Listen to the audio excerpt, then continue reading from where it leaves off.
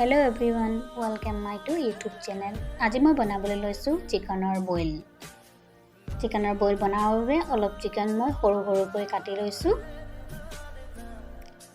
আদা, নহৰু আৰু পিয়াজ অলপ থেতালি লৈছো খুন্দনাত। লগতে কেইটামান ইলাচিও থেতালি লৈছো আৰু এটা জলকীয়া লৈছো। জলকীয়া আপুনি বেছি খালে বেছিকৈ ল'ব পাৰে। অলপ ধনিয়া কাটি লৈছো।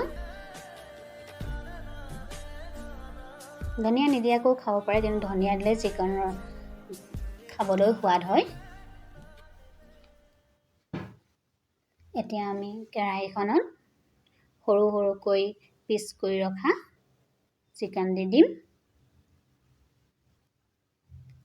চিকেনবোৰ সৰু সৰুকৈ পিচ কৰিব। সৰু সৰুকৈ পিচ কৰিলে খাবলৈ বেছি সোৱাদ হয় আৰু ধুনীয়াকৈ সিজিও যায়।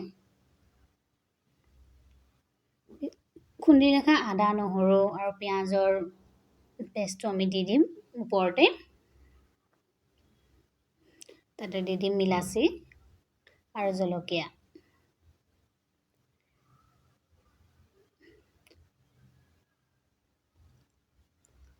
আপোনাৰ খোৱা জোখত নিমখ দি দিব।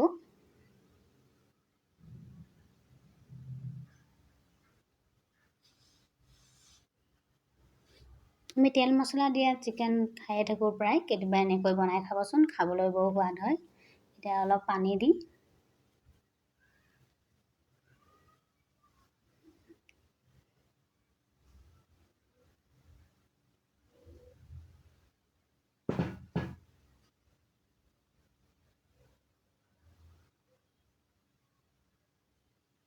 সকলোবোৰ বস্তু দিয়া হৈ গ'ল। এতিয়া আমি চিকেনখিনি গেছত বহাই দিম।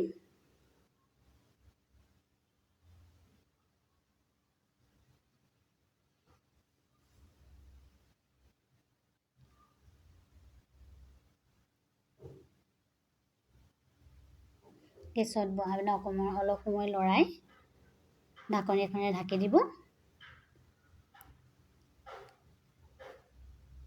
আৰু চিকেনখন আপুনি যিমান সময় আপুনি উতলাব, সিমান আপোনাৰ খাবলৈ বেছি সোৱাদ হয়। চিকেনৰ যি সোৱাদ, সেই সোৱাদ জোলত ভালদৰে আহি যায়। এই দেখিছেনে? বইল আহি গ'ল আৰু চিকেনৰ কালাৰটো অলপ সলনি হৈ আহিছে। যেতিয়া দেখিব বইল আহি গৈছে আৰু চিকেনৰ কালাৰটো সলনি হৈ আহিছে লগতে, তেতিয়া ওপৰপা ধনিয়া দি দিব। ধনিয়া দিয়াৰ পাছত আপুনি অলপ সময় সিজিবলৈ দিব, যাতে ধনিয়াৰ সোৱাদ ফ্লেভাৰটো সোমাই যায় চিকেনৰ ভিতৰতো। আৰু যেতিয়া ধনিয়াৰ ফ্লেভাৰটো সোমাই যায় চিকেনৰ ভিতৰত, তেতিয়া খাবলৈ আৰু বেছি সোৱাদ লগা হয়।